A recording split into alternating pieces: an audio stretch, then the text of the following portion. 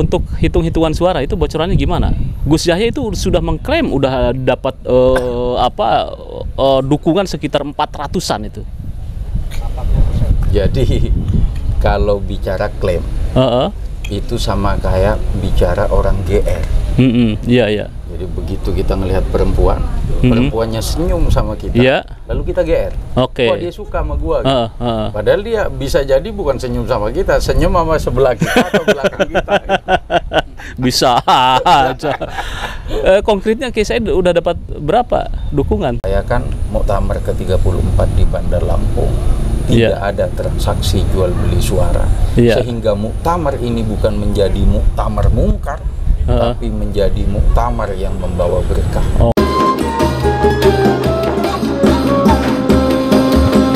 Assalamualaikum warahmatullahi wabarakatuh. Pemirsa Pada Suara TV, saya sekarang ada di lokasi muktamar NU ke-34, yaitu di UIN Raden Intan, Lampung. Bersama saya salah satu tokoh muda NU. Apa kabar Gus Lilur? Alhamdulillah. Kayaknya berseri-seri nih. Romli kita. Romli ya. Ini adalah obrolan liar para Romli. Oli Romli. Oli Romli. Obrolan liar, rombongan liar. Kenapa Gus? Ya karena kita orang-orang yang tidak punya suara, tidak punya akses masuk. Iya. Ya tapi ingin hadir. Oke. Ini bersama Dr. Jamaluddin Ahmad Holik. Luar biasa. Beliau ini S1, S2, S3 di Al-Ahjar Mesir. Apa kabarnya saya? Alhamdulillah. Oke. Saya mau bincang dulu ke Gus Lilur. Jadi bagaimana? Gus Lilur. Ini dua calon ketum ini dahsyat ini. Ada slogan dari Gus Yahya itu Gus We Trust. Oh, Gus We Trust. We Trust. Wah, luar biasa. Ini bagaimana nih Gus? But I don't trust. Jadi hidup itu pilihan. Warga NU hari ini sedang harus memilih. Iya. Oke. Karena tidak mungkin memilih dua-duanya. Benar. Saya sebagai warga NU, santri NU, orang biasa di NU, bukan pejabat di NU. Ya tentu saya memilih dengan kriteria-kriteria yang diajarkan oleh Rasulullah SAW. Oke, ya. Jadi sejak kecil di lingkungan NU saya diajari untuk menjadikan Rasulullah sebagai uswah hasanah. Oke.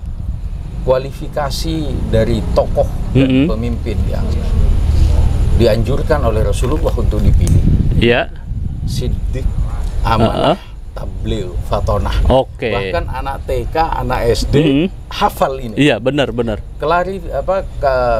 Klasifikasi dari fatonah, kecerdasan. Selain karya-karya monumental, juga berupa penghargaan tahap-tahap dan fase-fase di pendidikan. Iya. Kalau pada sisi itu Profesor Dr. Kiai Raden Said Akil Siroj masuk dalam kualifikasi Rasulullah. Oke, ya. Klasifikasi ini ya yang di klasifikasi Di sisi fatona, di sisi kecerdasan beliau, ya dunia mengakui karena dia berangkat dari intelektualitas, strata sekolahnya sudah selesai di level doktor, dan bahkan beliau bergelar profesor. Nah tentu saya tidak ingin memilih mereka yang tidak cerdas. Masa pemimpin nggak cerdas gitu kan? Saya merasa penting untuk menyuarakan bahwa anjuran Rasulullah guna memilih pemimpin, klasifikasinya itu jelas, yaitu harus kita ikuti. Jadi judul tadi saya rubah. Apa? Bukan In Gus We Trust, tapi In Rasulullah We Trust. Luar biasa. Ya, karena harus itu, karena itu yang diajarkan agama. Kita diminta untuk mengikuti contoh Rasulullah, kita diminta untuk menyontoh Rasulullah. Masa kita nggak percaya Rasulullah? Nah, klasifikasi kepemimpinan yang diajarkan Rasulullah pada kita ada sederhana. Fatonah. Fatonah itu cerdas. Butuh pemimpin cerdas untuk membuat organisasi besar. Dan kecerdasan itu ada dua pengertian. Cerdas dari sisi pendidikan, akademik, yang puncaknya adalah doktor, profesor, lalu gelarnya profesor. Nah, puncak dari kecerdasan yang di luar akademik adalah karya-karya. Oke, iya. Karya itu pencapaian. Said Akil Siraj, kita sudah lihat pencapaiannya. Lalu bagaimana kita in Gus We Trust kalau pencapaiannya aja belum kelihatan? Saya pencapaiannya ya salah satu prestasi ya dicalonkan itu luar biasa loh, mencapai ke sana itu ya. Begitu loh Gus. Ya. Nah, artinya kata Gus Baha. Iya. Bergembiralah dalam beragama. Iya, benar. Jadi saya nukil Gus Baha, bergembiralah dalam bermuktamar. Oke, mari kita tertawa. Ya, artinya Gus Yahya pun punya bagi pendukungnya ini memiliki kualifikasi yang luar biasa sehingga puncaknya beliau didorong untuk menjadi calon ketua PBNU. Itu salah satu prestasi loh. Klaim masing-masing pihak itu wajar. Oke. Tapi ada common sense dalam klaim. Ya. Ada kesepakatan bersama bahwa klaim itu ada ukurannya. Ukuran pendidikan jelas, S2, S3, gitu kan. Ukuran karya kinerja jelas, gitu. Kalau kita bicara organisasi NU, tentu kita akan bicara tentang ulama. Kita akan bicara tentang kealiman. Tidak akan disebut orang alim kalau dia tidak cerdas. Kalau dia orang biasa-biasa saja, tentu dia tidak akan kita sebut sebagai ulama. Ulama itu bukan hanya baca kitab. Kalau baca kitab ngeletakin harkatnya aja ragu-ragu, ya gimana bisa disebut ulama? Level ulama itu nyata. Ngarang kitab. Said Akil Siraj, Kiai Said Akil Siraj, punya disertasi dalam bahasa Arab tebel. Beliau ngarang kitab. Bukan level baca kitab. Nah, karena kita butuh pemimpin di Nahdlatul Ulama, tentu kita harus mencari pemimpin yang bisa ngarang kitab, bukan hanya baca kitab. Kalau baca kitab itu anak kelas 2 SD juga belajar baca kitab. Oke. Saya mau ke ini, dokter. Bagaimana nih? Anda itu kan lulusan dari Al-Azhar, ya. Nah, bagaimana sih dinamika NU di Al-Azhar sana itu? Ya, teman-teman di Al-Azhar tentunya sangat menghormati para ulama ya, menghormati para ulama dan punya sikap-sikap yang tawadhu, sebagaimana dicontohkan oleh para ulama juga, saling menghormati, saling mencintai. Hanya saja dalam pilih memilih, yaitu tergantung masing-masing punya hak untuk memilih. Di muktamar ini jenengan itu perwakilan dari mana? Saya perwakilan Romli. Romli. Rombongan liar juga. Tapi kalau dilihat dari tadi Gus Lilur harus ABCD tadi kualifikasinya.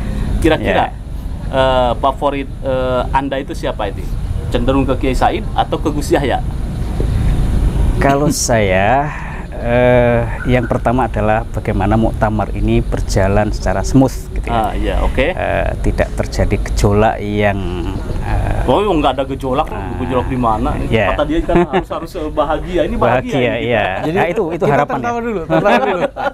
Ya makanya itu yang diharapkan pertama kali itu. Kemudian ya kalau Said Akil Siraj tentunya luar biasa beliau ya, orang kuat dalam ilmunya, dalam organisasi juga ya.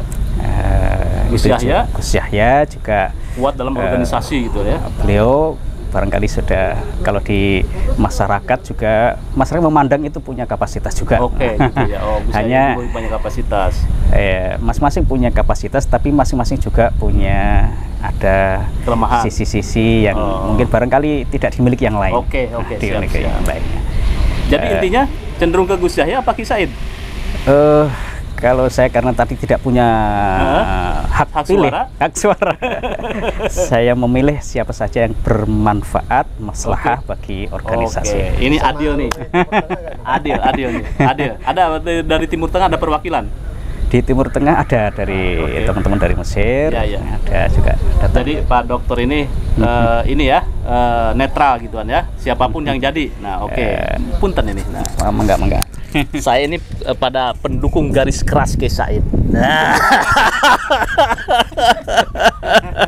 Ini luar biasa nih kalau denger nama Gus Lilur itu di medsos belain Kiai Said, luar biasa itu, bikin kuping itu kita itu panas itu. Gimana sih Gus? Anda kok begitu fanatisnya terhadap Kiai Said? Bukan fanatis. Jadi ajaran Islam. Iya. Bahkan ini Quran. Kita diminta untuk menjadikan Rasulullah sebagai uswah hasanah. Iya. Saya rasa Dr. Jamal juga sepakat dengan itu.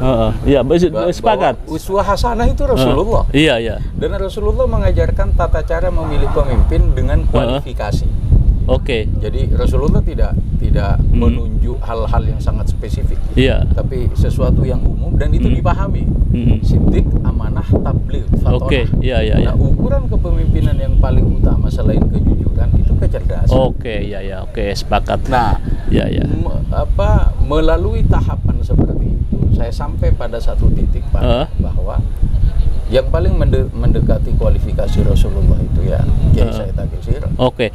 Kriteria yang dituliskan oleh Rasulullah gitu kan ya. Oke ya. Untuk hitung-hitungan suara itu bocorannya gimana? Gus Yahya itu sudah mengklaim udah dapat dukungan sekitar 400-an itu.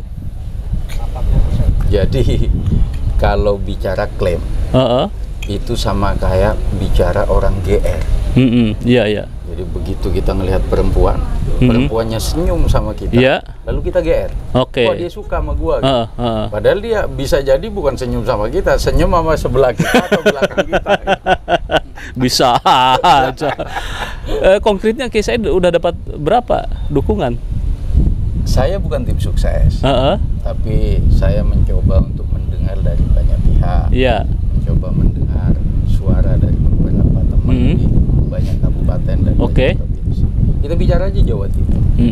Jawa Timur itu diklaim utuh ke Gus Yahya. Oke. Saya orang Jawa Timur. Iya. Jadi Jawa Timur itu minimal 50-50, itu minimal. Oke, 50-50. Minimal. Antara Kiai Sas kemudian Gus Yahya. Ya. Oke, ya. Nah, dengan munculnya calon baru. Calon baru siapa itu? As'ad, Kiai As'ad. Oke, Kiai As'ad itu mencalonkan juga. Nampaknya oke. Karena ada gerakan-gerakan yang mengajak untuk memilih Kiai As'ad. Oke, soal beliau jadi nyalon apa enggak itu kan persoalan lain. Ya. Nah, ketika muncul ya As'ad, maka ada suara yang tergerogoti, baik suaranya Gus Yakut maupun suaranya Kiai Said. Iya. Artinya kalaulah dibagi, jadinya ya 4-4-2. Oke, 4-4-2. Maksudnya itu apa? Ya 4 Kiai Said, 4 Gus Yahya, 2 Kiai As'ad. Ya 20% maksudnya. Oh 20%, oke. 40% Kiai Said, 20% Gus Yahya, 20% Kiai As'ad Ali. Berarti draw. Artinya klaim 100% Gus Yahya di Jawa Timur itu terbantahkan. Oke, iya. Oke, terus kemudian di Jawa Barat, ketika klaim di Jawa Timur saja terbantahkan menjadi 40, 20, 40, maka menurut saya sih klaim 400 itu bisa-bisa hanya 200 sekian. Oke. Oke, Jawa Barat? Jawa Barat, ya kalau kita bicara pergantian PWNU Jawa Barat kemarin. Iya. Ketua PWNU terpilih itu kan lebih condong pada Kiai Said. Oke. Artinya mayoritas Jawa Barat Kiai Said. Jawa Tengah ini? Jawa Tengah saya rasa 50-50. Oh 50-50. Oke, ya. Kalau suara Caimin bagaimana nih? Analisa saya Caimin sih tidak akan melupakan peristiwa Muktamar Jombang 2015. Oke, jadi lebih condong ke Kiai Said. Saya rasa seperti itu. Kemarin itu kan dia ada berita bahwa Caimin itu mendukung Gus Yahya. Kan bukan Caimin yang ngomong. Sekali lagi klaim di politik itu biasa. Sangat biasa. Iya. Dan Muhaimin Iskandar, Gus saya. Putranya Yai Iskandar. Iya. Dari Denanyar Jombang. Kebetulan saya santri Denanyar Jombang. Sama kayak Dr. Jamal ini santri Denanyar Jombang. Hari ini seorang Muhaimin Iskandar sudah menjelma menjadi dewa politik, dewa politisi NU. Oke, ya. Artinya kalau langkah politiknya Gus Imin bisa dibaca, sudah bukan Gus Imin lagi. Oke, berarti sekarang gelap, masih gelap ya Gus Imin. Gimana Pak Dokter? Imam Syafi'i itu mengatakan layun sabu lisakitin qaulun, bahwa tidak bisa dinisbahkan kepada seseorang suatu kata-kata padahal dia diam. Itu ya. Nah, maka kalau beliaunya belum menyatakan secara verbal sendiri, ya bisa jadi itu analisis yang bisa ditinjau ulang juga. Ya. Itu kaidah fikihnya. Nah, luar biasa karena ini dokter itu. Closing statement saya akan mengutip hadis Rasulullah sama Al-Quran surat Ali Imran 104. Jadi sabda Rasulullah Shallallahu Alaihi Wasallam, la'anallahu rashi wal murtashi. Allah dan Rasulullah melaknat orang yang menyuap dan yang menerima suap. Maka laknatullah alaihi, maka laknat Allah pada siapapun yang menjadikan Muktamar NU ke-34 di Bandar Lampung ini sebagai sarana untuk transaksi jual beli suara, menerima suap, memberikan suap. Kita upayakan Muktamar ke-34 di Bandar Lampung tidak ada transaksi jual beli suara, sehingga muktamar ini bukan menjadi muktamar mungkar, tapi menjadi muktamar yang membawa berkah.